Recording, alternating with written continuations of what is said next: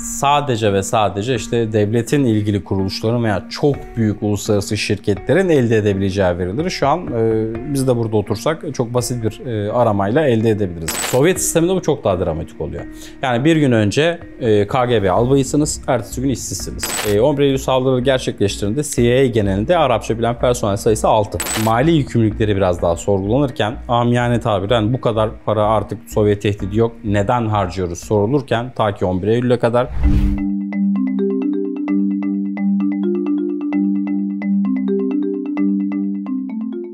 Hocam hoş geldiniz. Hoş bulduk, merhabalar. İstihbarat servisleri neden dönüşüme ihtiyaç duyar? İstihbarat servisleri değişmek istemezler. Yani devlet sistemlerindeki en kapalı ve dış denetime en az maruz kalan bürokrasilerdir. Ancak en az 3 sebepten dolayı değişime mecbur kalırlar. Bunlardan ilki ulusal şoklar, İkincisi dış tehditler ve üçüncüsü iç tehditler. Bunları biraz açalım. Ulusal şoklar zaten büyük oranda bir istihbarat zafiyetinin sonucu olarak gerçekleştiler. Ama çok önemli bir istihbarat zafiyetinin sonucu. Yani örneğin Pearl Harbor saldırısı gibi diyebiliriz. Ya da işte 11 Eylül saldırıları gibi diyebiliriz. Veya Sovyetler Birliği'nin yıkılmasına yol açan işte bu 91'deki Ağustos darbesi gibi diyebiliriz. Burada temel mantık şudur. Çok önemli bir istihbarat zafiyeti vardır ve bunun sonucunda ulusal gündemi, siyaseti hatta birçok noktada uluslararası siyaseti etkileyen ciddi bir politika sorunu oluşmuştur ve istihbarat örgütlerini çarmıha gererler. Bu sebeple değişmek zorunda kalırlar. Hocam başarısızlıklar mı dönüşüme sebep olur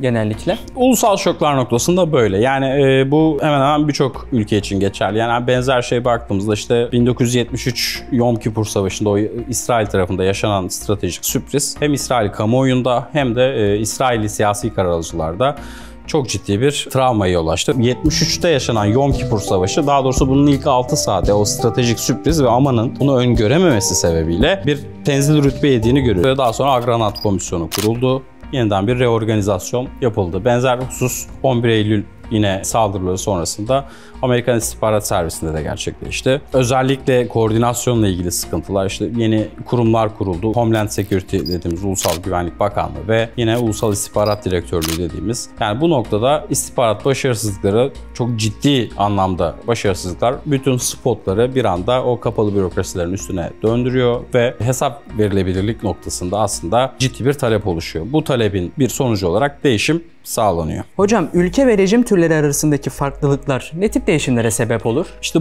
bu husus aslında o bahsettiğimiz ikinci ve üçüncü sebeple biraz paralel gidiyor. Yani dış tehditler ve iç tehditlerle biraz paralel gidiyor. Burada temel mantık şu: istihbarat örgütlerinin değişmesinin nedeni ulusal şoklar, iç ve dış tehditler. Ama nasıl kısmını rejim türü belirliyor.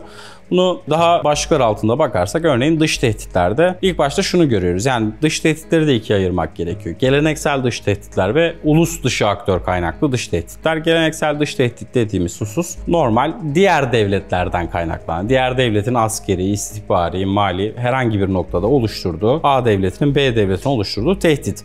Ve bunların hiçbir koşulda istihbarat örgütlerinin dönüşümüne, bir kurumsal anlamda bir dönüşümüne katkı sağlamadığını görüyoruz. Çünkü bu da çok basit bir mantık işliyor. Zaten istihbarat örgütleri diğer ülkelerde kaynaklı tehditleri bertaraf etmek için kurulan örgütlerdir. Ama ulus dışı aktör kaynaklı dış tehditlere baktığımızda bu iş değişiyor. İşte rejim türü burada ciddi anlamda aslında önem kazanıyor. İşte DAEŞ örneğine baktığımızda burada Amerika Birleşik Devletleri'nde ki Amerika Birleşik Devletleri'ni coğrafi uzaklık olarak her ne kadar yalnız kurt saldırıları ihtimali her zaman olsa da çok da ciddi bir El-Kaide kadar etkilememesine rağmen Amerikan istihbaratında işte füzyon merkezlerinin kurulduğunu, görev takımlarının kurulduğunu, yani sadece tehdidin ve metotların değil aynı zamanda kurumsal da bir dönüşümün yaşandığını görüyoruz. İşte bu biraz daha demokrasilerin bu noktada bir kurumsal cevap üretme ihtiyacından kaynaklanıyor. Ama otoriter rejimlerde bu durum aslında tamamen rejim güvenliği ile alakalı ve ulus dışı bir aktör, yani bu örnekte verdiğimiz DAEŞ, otoriter rejimlerin rejim güvenliği ile ilgili bir sıkıntı yaratmıyor. Rusya örneğine baktığımızda evet birkaç yerel FSB bürosuna saldırı görüyoruz. Husus var ama bu rejim için bir problem olmadığından dolayı temel yapılan husus şu: evet bu bir önemli bir tehdit DAEŞ. Ne yapalım? Buna daha çok kaynak ayıralım. Hem daha çok personel ayıralım hem de finansal olarak bu süreçlere bakalım ve bunu böyle devam ettirelim şeklinde. İç tehditlerde ise bu süreç tam tersi bir hal alıyor. Bu temelde şu noktada noktadan kaynaklanıyor. Yani demokrasilerde bir özgürlük güvenlik ikilemi var. Özellikle bir iç tehdit eşittir sizin kendi vatandaşlarınıza yönelik de bir istihbarat faaliyeti geliştirmeniz gerekiyor ve bu ciddi anlamda kısıtlama altına alınmış demokrasilerde. Otoriter rejimlerdeki iç tehdit ise aslında rejim güvenliğine birebir tehdit. Çünkü burada hem kendisi rejim güvenliği için bir tehdit oluşturabilecekken hem de yönetici elitin dışındaki yine bürokraside, sanayide, ekonomide uzantıları olan diğer elitlere de aslında bir güçsüzlük sinyali de verebileceği için burada çok daha önemli ve şunu görüyoruz. İç tehditler demokrasilerde çok da ciddi bir kurumsal dönüşüme yol açmıyor. Ne yapıyoruz? Tamam, yeni bir tehdit var. Bununla ilgili metotlarımızı değiştiriyoruz, işbirliği davranışlarımızı değiştiriyoruz ve kaynak aktarıyoruz. Ama otoriter rejimlerde bu iş çok ciddiye alınıyor ve çok hızlı bir şekilde çözülmesi gerekiyor. Yani örneğin 1. ve 2. Çeçen Savaşları'na baktığımızda Rusya Federasyonu için ikisinin arasında da hem istihbarat örgütlerinin reorganizasyonu hem de operasyonel yapıları anlamında çok ciddi bir anda değişikliğe uğruyor. Yani burada tabii günümüzdeki süreçlerde de aslında biraz farklılık oluyor. Yani burada temel ilk kırılma noktası 11 Eylül saldırıları değil. Soğuk Savaş'ın bitişi aslında büyük oranda. Çünkü Soğuk Savaş'ın bitmesinden 11 Eylül saldırına kadar olan süreçte aslında o hemen hemen bir 10 yıllık süreçte hem Amerikan istihbarat topluluğu hem de işte Sovyet ya da Rus istihbarat topluluğu çok ciddi bir değişime uğruyor. Aslında burada temel mantık şu: Amerikan sisteminde Soğuk Savaş sürecinde harcamaların istihbarat ve güvenlik yönündeki çok yapılan harcamaların yani mali yükümlülükleri biraz daha sorgulanırken, amiyane tabiren bu kadar para artık Sovyet tehdidi yok, neden harcıyoruz sorulurken ta ki 11 Eylül'e kadar Sovyet sisteminde bu çok daha dramatik oluyor.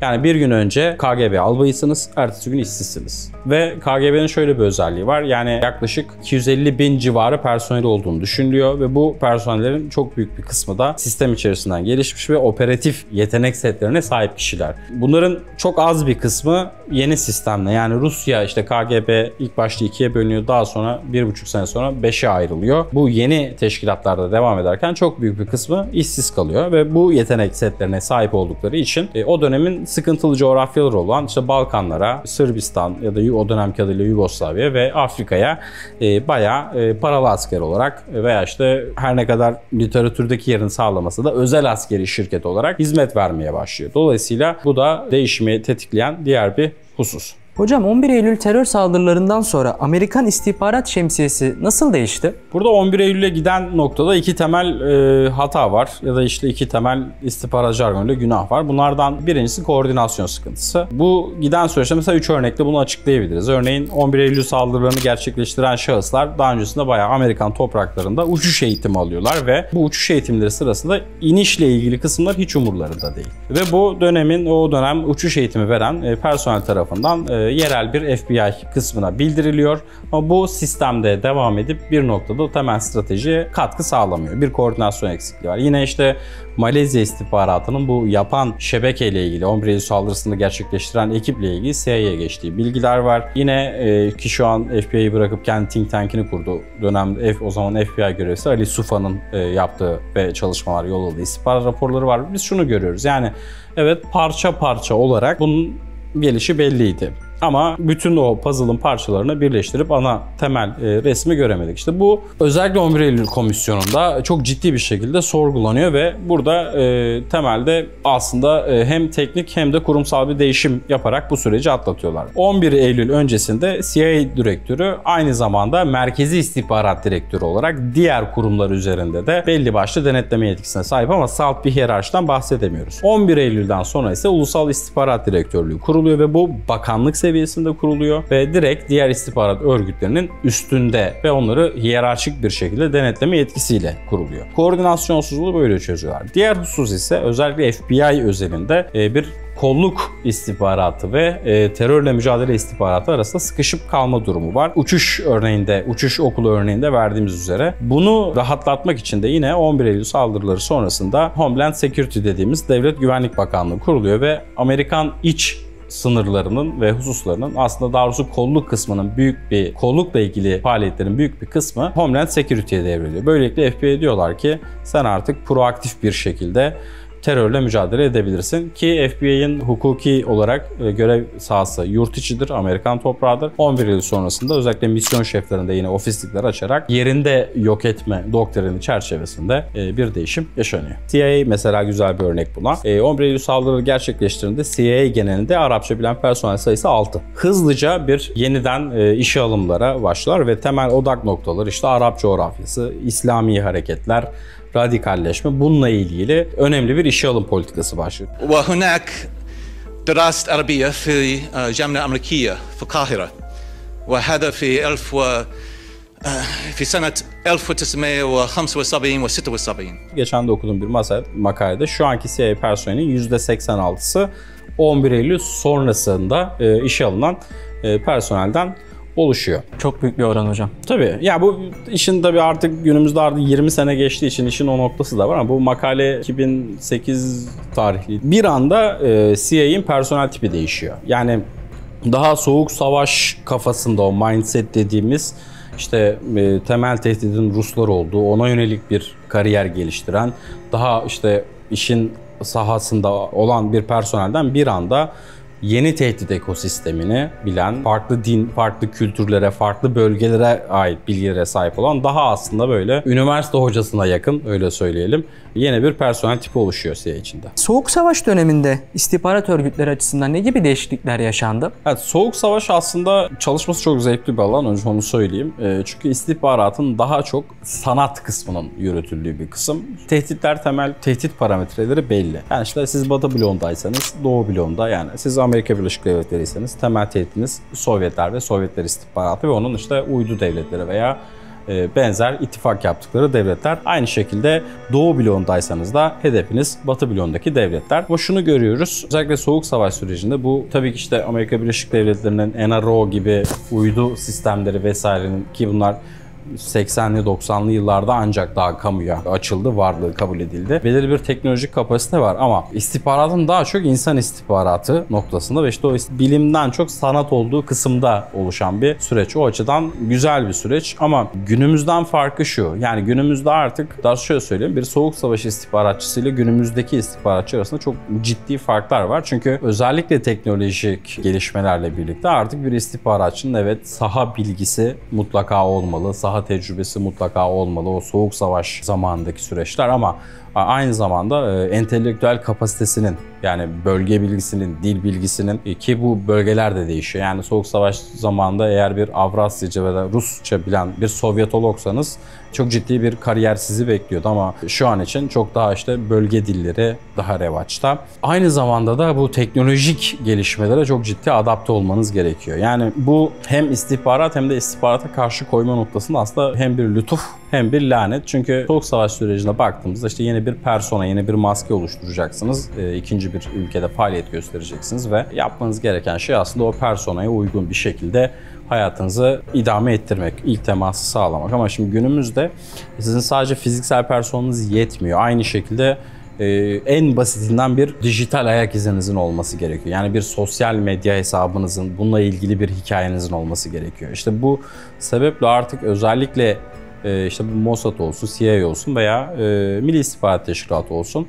yurt dışında faaliyet gösteren operatif personelin işi çok daha zor. Çünkü karşı tarafta örneğin işte bir pasaport sırasında geçtiğinizde çok basit bir şekilde sizi bir iki yazılımla online dijital ayak izinize de bakabiliyor ve eğer bu tutmazsa ciddi anlamda bir kırmızı alarm orada çalıyor. Girememe gibi bir durum olabilir mi mesela ülkede? O tamamen vakanın kendisiyle, yani o vaka özelinde oluşan bir husus. Onun için şu an için bir şey demek çok mümkün değil. Hocam, teknolojinin ve yapay zekanın günümüzde bu kadar ilerlediği bir dönem içinde yaşıyoruz. Bu durumun istihbarat örgütlerinin dönüşümü açısından etkisi nedir? Mutlaka, yani bu aslında şöyle veri noktasında çok ciddi fark yaratıyor. Yani öncesinde işte bu Soğuk Savaş sürecinde ufak, yani örneğin bir Amerikan istihbarat görevlisiniz ve Sovyetler Birliği'nde bir bilgi ele geçirmeniz gerekiyor ve o bilgiyi ele geçirmek için belki $1 milyon para harcıyorsunuz. Ve sizin için artık o $1 milyon bir bilgi, yani illaki önemli. Günümüzde çok daha fazla husus aslında açık kaynaklardan elde ediliyor. Ama bir veri enflasyonu da var. Yani eski dönemde veya Soğuk Savaş döneminde sadece ve sadece işte devletin ilgili kuruluşların veya çok büyük uluslararası şirketlerin elde edebileceği verileri şu an biz de burada otursak çok basit bir aramayla elde edebiliriz. İşte bu verinin büyüklüğü yapay zeka ile ilgili hususlarda aslında bize bir kapı açıyor. Yani en azından bunun tasnif edilmesi konusunda bu yapay zeka olmasa bile dijital veya işte teknik ekipmanlar yardımıyla yapılabilir. Ama burada temel husus şu: yani mutlaka ve mutlaka bu o puzzle'daki son noktaya koyan kişinin insan faktörü olması lazım. Yani onun bir insan olması lazım o analizi bir araya getirmenin. Bunu mesela Bin Laden operasyonunda da görüyoruz. Yani Bin Laden baskını yapılmadan önce işte uydular, teknik dinlemeler, sinyal istihbaratları, çok ciddi bir teknik istihbarat yapılıyor. Ama o dönem içerisinde işte Bin Laden'in içinde bulunduğu rezidansın konutunun dijital herhangi bir ayak izi yok. Hiçbir şekilde bir elektronik alet, telefon vesaire kullanımı yok. Ne yapıyoruz? Bu sefer onu bir şekilde bizim teyit etmemiz gerekiyor. CIA bir aşılama kampanyası başlatıyor orada. Ama bu da çok başarılı olmuyor. The CIA set up a fake vaccination program in the town where it thought Bin Laden was hiding. The idea was to secure a DNA sample from Bin Laden or a family member. Bir noktada en son izlerken diyor bir eve girip çıkan bir kuryeyi tespit ediyorlar, onu elemanlıyorlar ve o kanalla teyit ediyorlar. Yani milyar dolarlık uydular, çok ciddi teknik, yine işte milyon dolarlık teknik ekipmanlarla siz bir yere kadar bilgi getiriyorsunuz ama son noktada yine o insan istihbaratının önemi, o dokunuş gerekiyor ve daha sonra insan istihbaratı vasıtasıyla bunu teyit ettikten sonra da ilgili operasyonu yapıyorlar ki burada da mesela çok trajikomik bir durum var. Operasyon başladığında Pakistan ordusunun veya istihbaratın hiçbir şekilde haberi yok. Ancak o dönemde o benzer yakınlarda oturan ve siber güvenlikle uğraşan, yerel bir danışmanlık yapan bir vatandaş bayağı operasyonu canlı tweet atıyor. Şu an üzerimizde helikopterler uçuyor, bir şeyler oluyor. Şu an üzerimizde helikopterler uçuyor yolu şeklinde. Bayağı canlı tweet atıyor ve dünya oradan öğrendi. Burada tabii teknolojik gelişmeler aslında bir çarpan etkisi. Yani dönüşümün temel sebebi değil. Yani örneğin mesela Türkiye açısından bakalım. Yani SİHA'ların çok ciddi kullanımı var terörle mücadele konusunda ama bu bir dönüşüme yol açmıyor. Bir kurumsal sistem dönüşümüne yol açmıyor. Sadece bir çarpan etkisi yapıyor. Aslında yine bir terörle mücadele, yine benzer kaynaklar var ve bizim artık daha teknolojik imkanlarımız var. Dolayısıyla bu da mesela genel yaygın bir görüş. Teknolojiyle birlikte istihbarat örgütleri değişir mi? Değişmiyor. Hocam eklemek istediğiniz bir şey var mı? Teşekkür ederim. Çok sağ olun. Biz teşekkür ederiz. Ağzınıza sağlık. Görüşmek üzere.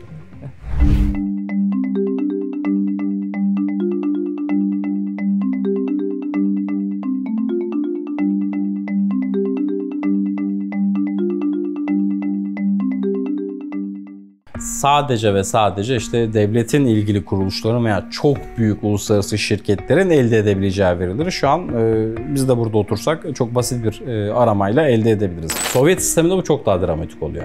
Yani bir gün önce KGB albayısınız, ertesi gün işsizsiniz. 11 Eylül saldırıları gerçekleştiğinde CIA genelinde Arapça bilen personel sayısı 6. Mali yükümlülükleri biraz daha sorgulanırken, amiyane tabiren bu kadar para artık Sovyet tehdidi yok, neden harcıyoruz sorulurken ta ki 11 Eylül'e kadar